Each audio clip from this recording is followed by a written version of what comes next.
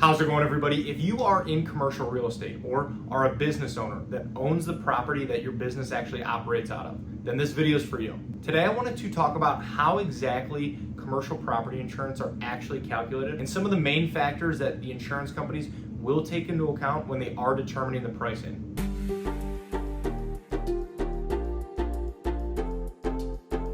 Thank you for stopping by. My name is Brian. I'm an independent insurance agent based here in the state of Michigan, Metro Detroit specifically, and I work with businesses on their commercial insurance programs, as well as helping families and individuals with their personal insurance, their home, their auto insurance as well. My goal with this channel is to pass on a little bit of educational information to you so that you can make more informed decisions around your insurance, and then overall help answer any questions that you might have. So let's get into it, and before we get too far into the video, I do want to invite you to subscribe to the channel, and if you find this video helpful, useful, anything like that, please feel free to like, share, pass it along with anyone else as well. So at a high level, commercial property insurance will protect the actual building itself and then all of the contents that your business owns inside of it. Things like equipment, inventory, any furniture. It exists to cover losses from things like fire, weather damage, theft, and certain other events, so that if your business ever does face a loss, you don't have the financial strain of dealing with the repairs or the rebuilding costs. Now, how exactly do the insurance companies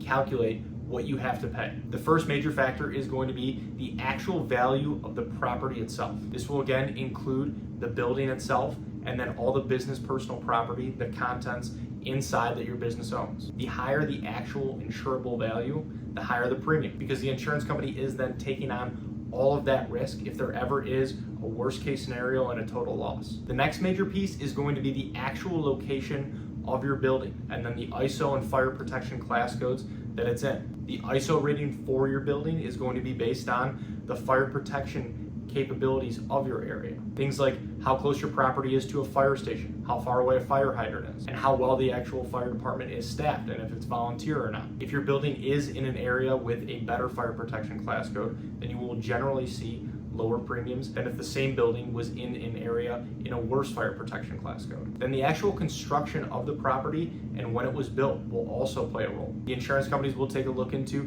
the construction materials of the building, whether it's frame construction or an industrial steel building. And then also things like the condition of the roof, how recently updated the electrical, plumbing, and HVAC systems are. A newer fire-resistant building will generally cost less to insure than an older frame construction building with outdated systems. Another big factor is going to be the actual occupancy of the building and what it's being used for. A warehouse versus a retail building with a restaurant in it versus a manufacturing facility versus an office building. These will all be looked at differently by every insurance company. And also to note, every insurance company will have a different level of appetite for each of these properties. So it's important to work with an insurance company that actually does like writing these properties, because generally your premiums will be lower. And then just like with any other type of insurance, your loss history, your claims will also play a role. If your property has had claims in the past few years, the insurance companies will note this and see it as a higher risk. Even if they are smaller claims, these can add up. And unfortunately, having a track record of claims can lead to higher premiums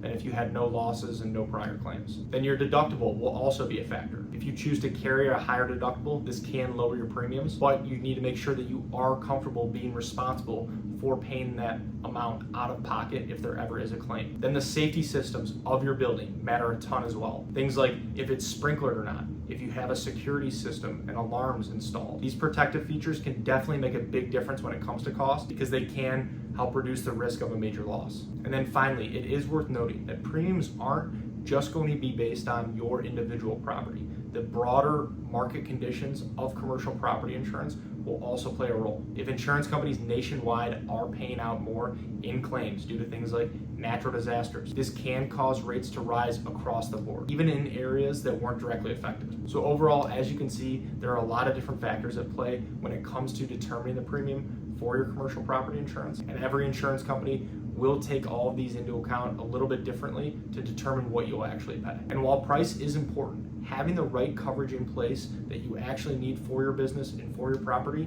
is even more so. So really make sure that you have what your business needs. So thank you for watching, and if you are looking for help with your commercial property insurance or insurance in general, I would love the opportunity to work with you and see if our team can help. There are a lot of ways to get a hold of me, and they should all be in the description below.